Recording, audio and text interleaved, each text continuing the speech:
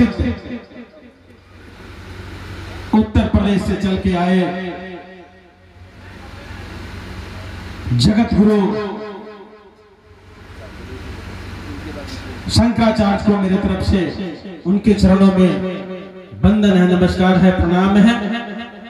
हम लोग के अभिभावक आदरणीय अश्वनी चौबे जी मंचासीन हमारे साथ बिहार विधानसभा के कार्रवाई में शामिल रहते हुए पूर्व विधायिका अन्नू शुक्ला जी, हमारे भाई मित्रवत धर्मवीर शुक्ला जी मंचासीन,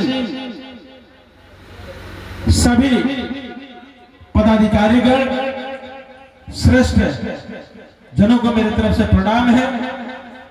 यहाँ उपस्थित नौजवान साथी अभिभावकगण मेरे तरफ से शुभकामनाएं है, बधाई है।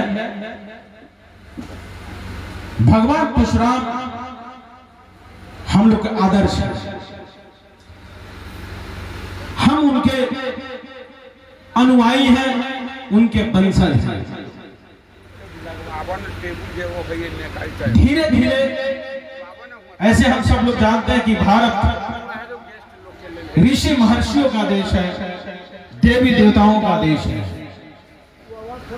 और सबका अपना एक गुण गुरु, अपना कुल देवी देवता भी होते हैं।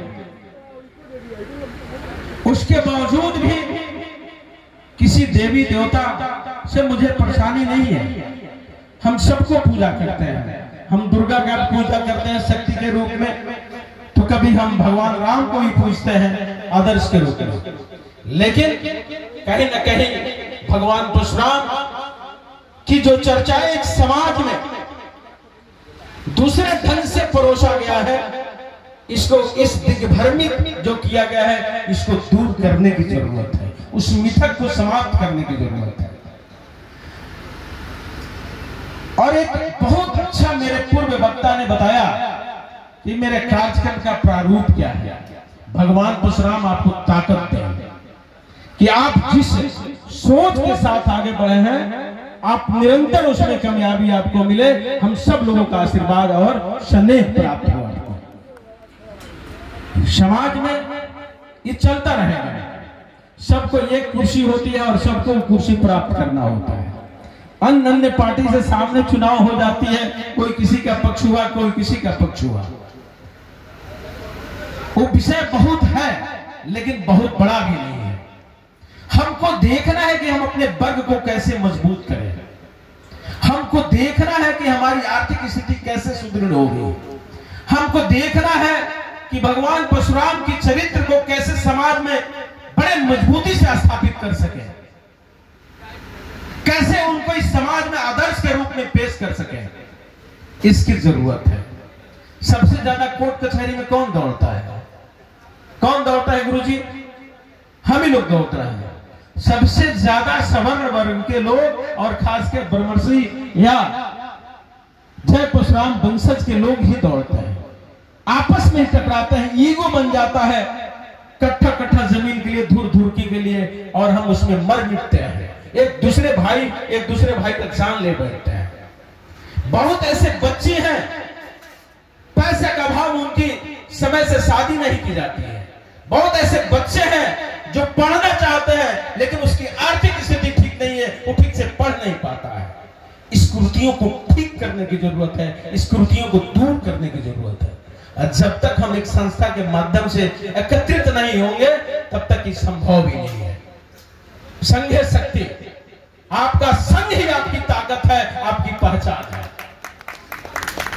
और मैं इस ट्रस्ट का बहुत दिल से समर्थन करता हूं कि इस कुरीतियों को दूर करिए, अपने आप हम लोग ठीक हो जाएंगे।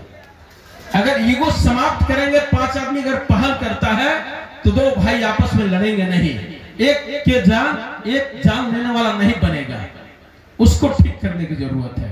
हम ट्रस्ट के माध्यम से दान देने वालों की कमी नहीं है, फेस वैल्यू चाहिए कि दान लेने वाला का उद्देश्य क्या है, मकसद क्या है,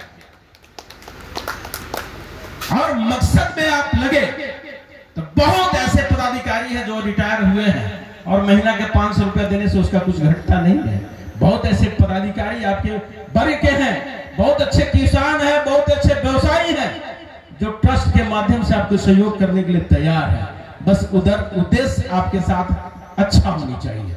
और जिस दिन से ये ट्रस्ट अपना काम करना शुरू कर दिया, 10 बच्चे को पढ़ा के बढ़िया से इंजीनियर बना दिया, 10 बच्चियों का शादी करा दिया, 10 बच्चियों का उपनयन संस्कार करा दिया, 10 लोगों को आपस में लड़ने से बचा दिया, निश्चित रूप से समाज बहुत मजबूत हो जाए। और भगवान परशुराम अकेले ही चले थे ना। धर्मवीर जी, आपकी मौसम खराब है और एक कमी हम लोग के अंदर है कि हम लोग पैसा दान देना पसंद करते हैं, समय देना पसंद नहीं करते हैं। और 365 दिन में परशुराम जयंती एक दिन मनाते हैं और उस दिन भी हम अगर एकत्रित होकर अपनी शक्ति का एहसास नहीं करवा पाए तो फिर हमारी महत्व किसी वर्ग में, किसी संस्था में, किसी पार्टी में नहीं रह जाती है। इसलिए हमारी उपस्थिति या तो हो नहीं, अगर हो तो दमदार हो। ठीक है, किसी भी चीज की शुरुआत, किसी भी मंजिल को प्राप्त करने के लिए सीढ़ियां छोटी ही होती है।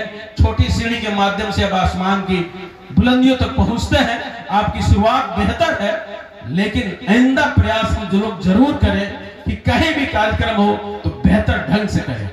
और केवल एक परशुराम मंदिर यहां बनाने से काम नहीं चलने वाला है। हर जिला मुख्यालय पर होनी चाहिए। रामनवमी हम बड़े धूमधाम से मनाते हैं, हम दुर्गा पूजा बड़ी धूमधाम से मनाते हैं।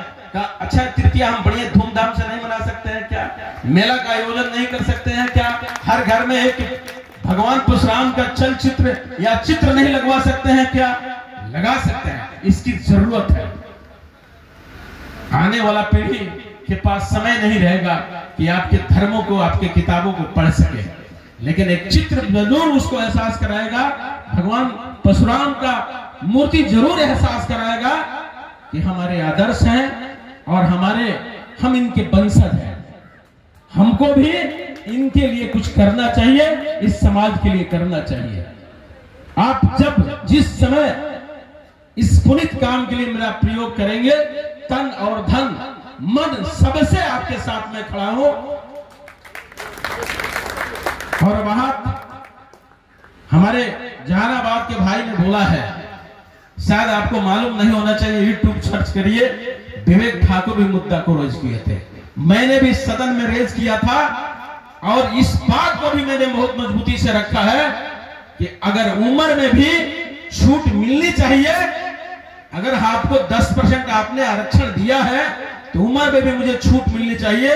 और सवर्ण बच्चों के लिए फीस में भी छूट मिलनी चाहिए। और उम्मीद मैं करता हूं कि बहुत जल्द आप इस बात को निश्चित रूप से, आपने जितने कार्यक्रम रखा है उस कार्यक्रम में 2 विषय को निश्चित रूप से शामिल करें कि प्रतिभाशाली छात्र आपके परिवार के हैं तो पढ़ाई पैसा का अभाव में बंद नहीं करें। इस बात को जरूर नोट करें कि कोई आपके परिवार की बच्ची है और पैसा का अभाव में उसकी शादी नहीं हो रही है, इस समाज के लोग खड़े होकर, इस समूह के लोग, इस ट्रस्ट के लोग खड़ा होकर उसका शादी कराएं और सामूहिक उपनयन संस्कार करिएगा तो आप ही के समाज का पैसा बचेगा। आप देखिए, मुजफ्फरपुर में प्रत्येक साल जाता हूं, लगता है मैं 3-4 साल से जाता हूं, 5 साल से जाता हूं। वहां सामूहिक जनेऊ होती है, बड़ी संख्या में होती है। हमको लगता है कि सैकड़ों की संख्या में होती है। अब बड़े ढंग से 8-10 हजार लोग एकत्रित होते हैं। इस साल भी मैंने गया था। तो समाज के कल्याण के लिए हम सब लोगों को सोचना पड़ेगा। और ये तो आज से नहीं, आदि काल से आपस में लड़ते हैं हम लोग, लेकिन लड़ाई कम हो जाए, भाई भाई को समझे, अपनापन जो है उसको समझे, इसकी हम सब लोगों को प्रयास करना चाहिए। फिर से आप सब लोगों को मैं अभिनंदन करता हूं, स्वागत करता हूं और अक्षय तृतीया के अवसर पर आप सब लोगों को शुभकामना देता हूं कि भगवान परशुराम आपके जीवन में शुभ ही शुभ करे, मंगल ही मंगल करे। इसी शब्दों के साथ बहुत बहुत बधाई, बहुत बहुत धन्यवाद।